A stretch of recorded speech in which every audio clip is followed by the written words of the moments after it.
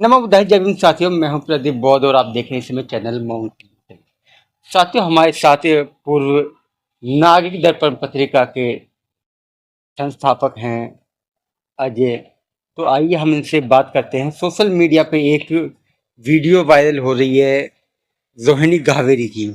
वो एक इल्ज़ाम लगा रही हैं कि चंद्रशेखर ने उनके साथ रेप किया है, या और भी ऐसी चीजें जो महिला पक्षधर जो लोग कहते हैं कि हम महिला के पक्षधर हैं, वही विरोधी भी हैं। तो इसके बारे में थोड़ा सा आप बताएं। देखिए प्रदीप, पहले तो आपको बहुत बहुत शुभकामनाएं कि आप अपना चैनल चला रहे हैं। सोशल मीडिया के दौर में इस समय मीडिया की जहां आवाज बंद होती है, वहां कुछ ऐसे चैनल हैं जो अभी भी समाज की बात को लेकर मुखर रूप से काम कर रहे हैं। बात रही रोहिणी घावरी की। रोहिणी घावरी का जो पक्ष अगर हम समझे सोसाइटी को लेकर, आज दो तरह की चीजें हमारे सामने हैं। एक तो रोहिणी घावरी जो एक लड़की है जिसका संबंध चंद्रशेखर आजाद के साथ रहा, और उसके बाद में वो उस पर आरोप भी लगाती है। एक तो ये पक्ष है। दूसरा पक्ष है इसका कि भाई एक महिला को हम किस रूप से देखते हैं सोसाइटी में, क्योंकि कई लोगों का कहना है, जो मोस्टली दबे कुचले लोग हैं, जो बाबा साहब अम्बेडकर को मानते हैं, संविधान को मानते हैं, बुद्ध को मानते हैं, उनका रहता है पक्ष कि हमारे साथ शोषण हुआ, महिलाओं के साथ शोषण हुआ। पर आज भी एक महिला के साथ शोषण की आवाज पर वहाँ जातिवाद जैसा कुछ दिखाई देता है।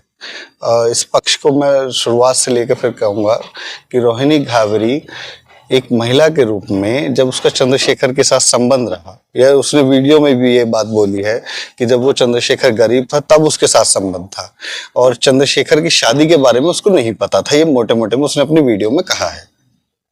तो जब पता नहीं था तो इसका मतलब उसके साथ धोखा हुआ किसी न किसी रूप में। जब उसके साथ संबंध बन गए, संबंध बनने के कुछ समय बाद जब चंद्रशेखर की पॉपुलैरिटी बढ़ी और फिर वो अपना एक दो तीन चीजों से लेकर वो सांसद तक अपने पहुंचे, सांसद बने, है ना, तो वो एक ऊंचाई का दायरा आ गया है। तो इस समाज के अंदर पैरेलल तो हम चीजें देख ही रहे हैं कि एक छोटा और एक बड़ा और उसके बीच का मध्य, ये सब आपस में एक ही जात के लोग आपस में एक दूसरे का शोषण करने के लिए तैयार बैठे हैं। उसी तरह का मसला रोहिणी घावरी के साथ भी है कि जब उससे प्रेम हुआ, उसके साथ संबंध हुए, चीजें बनी, तो चंद्रशेखर भी उस तरह के आनंदों में लीन थे। पर जब उसको लगा कि मेरी राजनीतिक छवि का कोई नुकसान हो सकता है, कि भाई मेरी शादी के बारे में पता लग गया, या रोहिणी घावरी ने जिस तरह से कहा कि बाबा साहब अम्बेडकर ने 2 शादी करी, ये चंद्रशेखर उसको कहता था कि हम भी 2 शादी कर सकते हैं, है ना। तो अब उसने एकदम उसके साथ बायकॉट कर दिया। तो एक महिला का जिस सोसाइटी से हम आते हैं, वहां पे तो पुरुषों का भी हाल है कि आए दिन दबाए जाते हैं, और महिला उससे भी नीचे पायदान की है। तो उस महिला के अंदर का जो दर्द है वो एकदम फूट पड़ा। तो उसने भाई सोशल मीडिया पे आके लोगों से अपने दर्द के बारे में बात करनी शुरू कर दी। पर इसी बीच में जो दूसरा सवाल है कि जातिवाद, क्या हुआ कि अब रोहिणी घावरी को वाल्मीकि कहकर उसको दरकिनार करने लगा ये समाज। वो इस सारा अम्बेडकरवाद भूल गया, वो इस सारा बुद्धिज्म भूल गया, वो अब महिलाओं के पक्ष की बात नहीं करता। ठीक है, उसको दिखाई दे रहा है कि चंद्रशेखर हमारी जाति का है, चंद्रशेखर जाति का है, तो चंद्रशेखर ने जो किया है वो कि चंद्रशेखर ने नहीं, उस लड़की ने गलत करा है, उस लड़की ने संबंध गलत बना लिए। वो अब जब उसके साथ कुछ हो रहा था तब तो कुछ बोली नहीं, अब वो बोल रही है। यानी ये बात नहीं होती है। न्याय में हम कोर्ट में या फिर हम कई जगह देखते हैं कि न्याय होने में समय लगता है चीजों को। नहीं, इसको थोड़ा सा ऐसे भी हम देख सकते हैं कि जैसे कि लोग महिला नहीं देख के वो जातिवादी एक व्यवस्था के तौर पे देखा जा सकता है। नहीं, वो इसलिए भी देख रहे हैं कि चंद्रशेखर एक कम्युनिटी से बिलोंग करता है, एक जात से। उसके जात के जो लोग हैं, उस जात में जो लोग हैं, उनको लगता है कि हमारी जात का आदमी कभी गलत नहीं कर सकता। सपोज करिए कि इसी जात की लड़की के साथ, चंद्रशेखर की जात के लड़की के साथ में अगर कोई दूसरी जाति का आदमी शोषण कर देता, इसी तरह का करता, तो फिर ये पूरा समाज उभर के आता, कहता बलात्कार हुआ हमारी बेटी का और उसको न्याय चाहिए, उसको अन्याय के खिलाफ हम लड़के रहेंगे, आंदोलन होते, अब धरने होते, कुछ तो महिलावादी प्रतिक्रिया होती। पर देखने को ये मिल रहा है कि रोहिणी घावरी के मामले में कि चंद्रशेखर के साथ में जो एक बड़ी जाति, जो कम्युनिटी उसको फॉलो करती है, उस जाति के लोग रोहिणी घावरी यानी महिला पक्ष को पक्ष की तरफ पे ना लेकर महिला विरोधी के रूप में सामने खड़े हो गए हैं और चंद्रशेखर के पाले में खड़े होकर उसको उल्टा सीधा बोलने में लगे। तो ऐसा ही, मतलब ऐसा आपको ये तो नहीं कहना चाहते कि जैसे कि वो भीम आर्मी के चीफ हैं और जो लोग उसके विरोधी हैं लड़की के, वो सब भीम आर्मी से जुड़े हुए हैं? देखिए, मामला जाति का है इस समय। भीम आर्मी वाला मामला, भीम आर्मी के अंदर भी एक ही जाति की कम्युनिटी के लोग हैं ना? ज्यादातर कम्युनिटी वही है, पर कई जगह पे हम देख रहे हैं जो भीम आर्मी से भी संबंध नहीं रखते हैं, चंद्रशेखर आजाद से भी संबंध नहीं रखते हैं, पर वो भी रोहिणी घावरी को उल्टा सीधा बोलने में लगे हैं। वो इसलिए क्योंकि वो उसकी जाति को आइडेंटिफाई करते हैं। और कितने दुर्भाग्य की बात है कि जो लोग बाबा साहब अम्बेडकर का नाम लेते हैं, तथागत बुद्ध फूले का नाम लेते हैं, वो आज एक महिला उत्पीड़न पे बिल्कुल शांत हो गए हैं, बल्कि अपनी जाति को लेकर बात करते हैं। और जिस जाति से सदियों तक हम उत्पीड़ित रहे, हमको सताया गया, हमारे पर शोषण किया गया, उस जाति के पक्ष में आके आज हम एक महिला का शोषण करने में लगे हैं। एक पैसिफिक अदर जाति को रूप में उसको देखकर उसको दबाने में लगे हुए हैं। तो ये मतलब वो लड़की भी तो यही कहते हैं कि मैं एक महिला की तरह ना बात करके वो एक जातिवादी की कहते हैं कि मैं एक वाल्मीकि हूँ और मैं देख लेती हूँ कि क्या कर सकता है। तो एक वो भी तो दिखता है, लड़की के अंदर भी तो ये चीज दिखाई देती है। देखिए, वो इसलिए बोल रही है क्योंकि उसकी बात इधर वाले लोग सुन नहीं रहे हैं। सिंपल बात कि बाबा साहब अम्बेडकर की अगर हम जाति की बात करेंगे तो महार है ना? तो ये समाज उनको क्यों मानता है? अदर भाई, न्याय अन्याय के बीच की जो लड़ाई है उसमें लोगों ने बाबा साहब अम्बेडकर को अपनाया कि बाबा साहब अम्बेडकर हमारे मसीहा है, हमारे न्याय के लिए लड़ाई लड़ते हैं और वो समस्त मानव जाति के लिए काम करते हैं। आपने भी अभी कहा कि बाबा साहब महार है। वो कैसे महार है? उन्होंने तो बौद्ध धर्म की दीक्षा ले लिए। देखिए, तो वो तो बौद्ध हो गए, दीक्षा के बाद बौद्ध हुए हैं ना। पर आज भी आप कई जगह देखोगे जिस तरह की भारतीय संरचना है उसमें जातिवाद जो है उनको कई जगह उसी तरह की चीजों में आइडेंटिफाई किया जाता है। संविधान का मतलब तो महिला शिक्षा को लेकर तो कई जगह बात हुई है, महिलाएं आगे भी बढ़ी हैं। क्या वो बाबा साहब अम्बेडकर को मानती हैं? नहीं मानती हैं। तो इसका मतलब हम उनकी बातों को, उनके विचारों को एक जाति और एक कुएं के मेंढक की तरह बहुत संकुचित कर चुके हैं। और उसमें भी पैरल द पैरल, ये ऐसे नहीं हुआ है। ऐसे हुआ है कि जैसे आप पत्रकार हैं, आप काम करते हैं, तो आपके ऊपर का कोई आदमी होगा जो थोड़ा हाईलाइट होगा तो वो आपको दबाना चाहेगा, उससे ऊपर का जो थोड़ा हाईलाइट होगा वो उसको दबाना चाहेगा। ये जो जातिवाद का सिस्टम था वो एक ही जाति के अंदर आज सिस्टमेटिक रूप से पूंजीवाद के तहत खड़ा हो गया है। आज कोई समानता की बात नहीं। कोई बाबा साहब अम्बेडकर का नाम लेना आसान है, बाबा साहब अम्बेडकर का नाम बहुत आसानी से लिया जा सकता है, जय भीम किया जा सकता है, पर क्या वो समानता खुद अपनी ही जाति के लोग दे पाएंगे? या फिर ये जो रोहिणी घावरी का जो मामला है ये भी उसी दबी कुचली जातियों में से एक जाति का मसला है जिस जाति को नाम ले रही है ना? पर उस जाति के तहत क्या रोहिणी घावरी को न्याय मिलेगा? ऐसा तो कोई दिखाई नहीं दे रहा है। अभी तो सब लगे हैं कि रोहिणी घावरी पे ही धावा बोलने में, एक तरह से उसी पे ही धावा बोला जा रहा है कि भाई इसने ही गलत किया, चंद्रशेखर के साथ इसने ही सब चीजें गलत करी है, चंद्रशेखर के साथ इसने संबंध क्यों बनाए। जब उसने छुपा के, जब उस बात को बोल रही है कि उसने छुपा करके ये सब किया, तो ये तो अगर देखा जाए सही मायने में तो एक महिला का सीधा सीधा शोषण हुआ। और शोषण के बाद में अगर वो अपनी आवाज उठाती है तो उसका शोषण वही समाज कर रहा है जो हमेशा से शोषित वंचित रहा है। नहीं तो एक बात है, जब रोहिणी घावरी का ही विरोध हो रहा है तो ऐसा नहीं लगता है जो पूंजीवादी जो लोग हैं बहुजन समाज के अंदर, जो ऐसी कम्युनिटी से आते हैं, जो जाट समाज से भी आते हैं, वो इसलिए चंद्रशेखर का विरोध नहीं कर पा रहे कि वो सांसद है? कभी पता लगा उनके पूंजीवाद पे कब्जा ना करवा दे, कभी उन पे छापे न लगवा दे, कभी उनको जेल ना भिजवा दे, क्योंकि बहुत सारी चीजें तो चंद्रशेखर को मालूम है।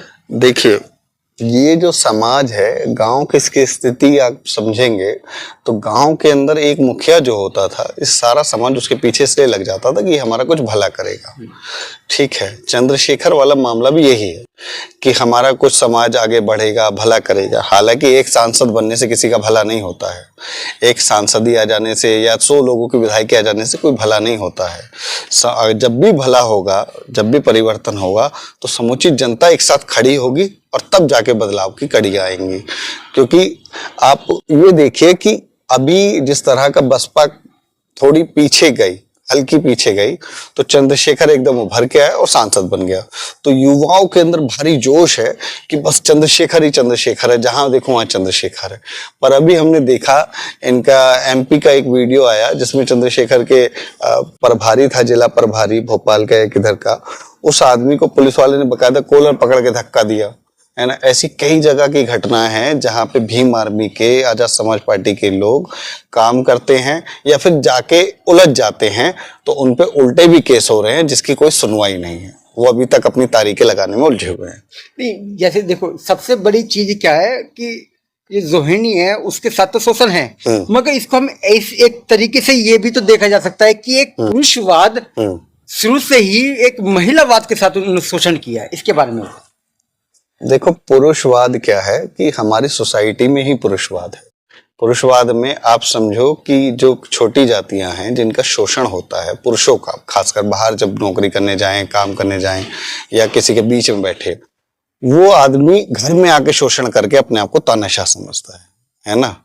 ये एक किस्म का ब्राह्मणवाद है, इसको भी ब्राह्मणवाद की श्रेणी में रखा जाएगा। ये ऐसा नहीं कि खाली ब्राह्मणों का ही विरोध करने से ब्राह्मणवाद। ब्राह्मणवाद का मतलब कि हर जगह के ऊंच नीच के दायरों में जहां मानव के हित में आप उसके साथ में गलत व्यवहार करते हो, उसके साथ ऊंच नीच की भावना रखते हो, तो ये भी ब्राह्मणवाद है। हमारे मोस्टली घरों में आप देखिए कि हमारे पास जितने मोस्टली जो लोग आते हैं, जो जय भीम करते हैं या बड़े स्तर पे बाबा साहब का नाम जपते हैं, उन लोगों के घर की महिलाओं की क्या कंडीशन है, वो कंडीशन उसी तरह की रोहिणी घावरी की भी है कि रोहिणी घावरी को भी वो एक घर की महिलाओं की तरह ट्रीट कर रहे हैं जैसे आम आदमी अपने घर में कर रहा है ना। रोहिणी घावरी को क्या देख रहे हैं कि ये महिला है, ऊपर से हमारे जाति के खिलाफ के नेता के साथ, ऊपर से वो उसका पुरुषवाद में पूरी सोसाइटी का पुरुषवाद जो उस पर हावी हो गया है, जो एक जाति को फॉलो करता है, एक जाति के धड़े में रहता है। हालांकि बाबा साहब अम्बेडकर ने तो जातिवाद को हमेशा नकारा ही है, पर अभी ये सोसाइटी ना जातिवाद को नकार पाई, ना ही ब्राह्मणवाद को नकार पाई।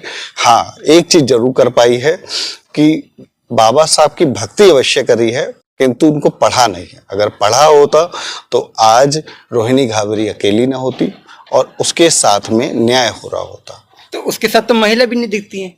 महिला इसलिए नहीं दिखती ना कि आप समझो इस बात को कि हमारी सोसाइटी में कितना जड़वाद है, जड़ है एकदम, कि अभी यही ऐसे समाज की लड़की होती तो क्या होता कि हम तो आंदोलन करने लग जाते। कई जगह होता है, कई जगह हुआ भी है कि किसी को गोली मार दी, किसी को घोड़ी पे नहीं बैठने दिया, तो सारी महिला टूट टाट के आ गई जैसे उनको नहीं बैठने दिया वो घोड़ी पे।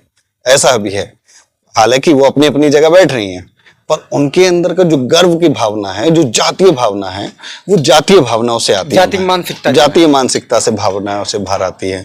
वो इसलिए नहीं आती हैं कि एक महिला का उत्पीड़न हो, क्योंकि महिलाओं का उत्पीड़न और महिलाओं की श्रेणी, अगर मनुस्मृति भी पढ़ी उन्होंने तो उनको पता होना चाहिए मनुस्मृति के अंदर के जो वर्ण है, उसके चौथे वर्ण में जो शूद्र वर्ण है, शूद्र वर्ण के अंदर अति शूद्र, महिलाएं और शूद्र, इन तीनों कैटेगरियों को जोड़ा गया है। ऊपर के तीन जो पीढ़ियां, जो वर्ग हैं, जैसे ब्राह्मण, क्षत्रिय और वैश्य, इसमें महिलाओं का योगदान, यानी ब्राह्मणों की जो भी महिला होगी वो भी शूद्र हुई, बनियों की जो महिला होगी वो भी शूद्र हुई, क्षत्रियों की महिला भी शूद्र हुई। इन्होंने महिलाओं का स्थान क्षत्रियों पुरुषवाद के तहत उसमें नहीं जोड़ के रखा है। अगर ये पढ़ते हैं लिखते हैं तो आप देखेंगे कि शूद्र में उसको रखा गया है। तो क्या एक ब्राह्मण महिला का जब शोषण होगा तो ये महिला सामने आएंगी? ये नहीं आएंगी, क्योंकि घोर मानसिकता के तौर पे इनको एक ही जाति के अंदर शोषण दिखेगा, तब ये भाग कर आएंगे। नहीं, तो एक तरीके से ये भी देखा है कि जैसे कि कोई महिला पे भी कोई शोषण हो जाता है, जैसे हाथरस का कांड हो गया है, बहुत सारे ऐसे हो चुके हैं, तो आंदोलन जो करते हैं वो हमेशा पुरुष ही करता है। महिला तो मैंने तो नहीं सुनी है कि किसी महिला ने महिला के लिए आंदोलन किया हो। हमेशा पुरुष आता है और उसका दोषी भी पुरुष ही होता है, उसका न्याय करने वाला ही पुरुष होता है, हर चीज में पुरुष है, मगर कहीं भी एक महिला नहीं दिखाई देती कि कोई महिला सामने आके खड़ी हो जाए कि हाँ इस महिला के साथ गलत हुआ, हम खड़े हो जाएं। हमेशा जो आंदोलन करेगा वो पुरुष ही करेगा, ऐसा क्यों? देखो, ये सोसाइटी के अंदर चाल चलन को समझना पड़ेगा। महिलाओं की स्थिति हमने बहुत रसोई के दायरे में, घर के खाने पकाने में रख दी है स्थितियां उनकी, और हमें पढ़ाई भी उसकी अपने स्तर तक की चाहिए जहां हम उसको एडजस्ट करते हो। यानी अगर हमने उसको पढ़ाया तो हम चाहते हैं कि वो नौकरी वोकरी करे, अपना अच्छा कमाए खाए, उसको बाकी आंदोलन में ढकेलने वाला रूप में हम नहीं डालते हैं। ये हमारी सोसाइटी के अंदर है, ठीक है। और ना आने का महिलाओं का कारण एक ये भी है कि महिलाओं को हम सोशली रूप से अभी बराबरी नहीं दे पा रहे हैं। ये जो जितनी महिलाएं कुछ आती हैं वो महिलाएं काबिले तारीफ हैं, वो महिलाएं जो आके रोड पे आंदोलन करती हैं, क्योंकि वो अपने एक तरह के मानसिक दायरे से तो बाहर निकल आई कि कम से कम अब रोडों पे आके कहीं बीच में आके आंदोलन कर रही हैं। हाँ, बस ये दुख की बात है कि वो एक जातीय मानसिकता के रूप में अभी इस चीज को रोक के बैठी हुई है, इसी का नुकसान उठा भी रहे हैं। अन्य महिलाओं के अपेक्षा अगर हम देखें तो अन्य जो पार्टियां आंदोलन करती हैं या और भी लोग हैं जो भी आंदोलन करते हैं, उसमें और उनकी जातियों की कई सारी महिलाएं जुड़ाव में रखती हैं, आती भी हैं। तो हमें इन सब चीज़ों को बहुत गहराई से सोचना पड़ेगा कि हम कितनी जल्दी इन सब चीज़ों, इन सवालों को सुलझा पाएं। और आज के दौर में अगर हम वाकई में बाबा साहब अम्बेडकर को मानते हैं तो हम जाति की बात ना करके रोहिणी घावरी के न्याय और अन्याय के बीच की बात करें। अगर अन्याय हुआ है तो उसको न्याय दिलवाने में हम सब एकजुट हो जाएं। ये जरूरी नहीं है कि हमारी जाति का नेता हमारे लोगों का सर काटे और हम उस पर चुप रहे। ये तो वही होगा कि भेड़ों ने भेड़िए को अपना सरदार चुन लिया है ना, कि अब एक एक भेड़ अंदर ही अंदर मरता रहेगा और रोज भेड़ जिंदाबाद के नारे लगाता रहेगा कि ये भेड़िया हमारा नेता होगा। और उस भेड़िए का नजरिया हमेशा जनता के प्रति ये रहेगा कि किसी का भी शोषण कर दो, क्योंकि इससे तो और लोगों को ऊर्जा मिलेगी। वो सोचेंगे कि भाई जब इनका कुछ नहीं हो रहा तो हमारा क्या होगा, शोषण तो बढ़ेगा। तो शोषण तब रुकता है जब हम न्याय अन्याय के बीच में न्याय के साथ खड़े होंगे, जातिवादी मानसिकता को भूल के खड़े होंगे, इंसानियत, प्रेम और सदाचार के रूप में खड़े होंगे। तब असल देश का बुद्धिज्म और बाबा साहब अम्बेडकर के मूल सपने को हम साकार करने में सक्षम हो पाएंगे। साथियों, हमारे साथ हैं नागरिक दर्पण पत्रिका के पूर्व संस्थापक अजय जी, जो इन्होंने अभी बात कही है, जो अपने इन्होंने विचार रखे हैं, वो कैसे आपको लग रहे हैं इसे कमेंट बॉक्स में जरूर लिखें, क्योंकि इस समय नारीवाद पे पुरुषवाद हावी है। तो इसलिए आप ज़्यादा से ज़्यादा इसमें कमेंट लिखें और अपनी जो राय है वो जरूर बताएं, क्योंकि और भी लोग हैं वो जानना चाहते हैं कि पुरुष आखिर करना क्या चाह रहा है, उसके विचार क्या हैं किसी एक लड़की के प्रति। क्योंकि इसको आप एक महिला के रूप में या एक शोषित के रूप में भी ना देखें, और भी कई सारे एंगल हैं, उस तरीके से जरूर लिखें, देख कर लिखें। क्योंकि ये आपको ये वीडियो कैसी लगी इसमें कमेंट बॉक्स में लिखने के बाद चैनल को सब्सक्राइब करें और इस जो वीडियो पे लाइक जरूर करें और ज़्यादा से ज़्यादा शेयर करें। नमो बुद्धाय, जय भीम।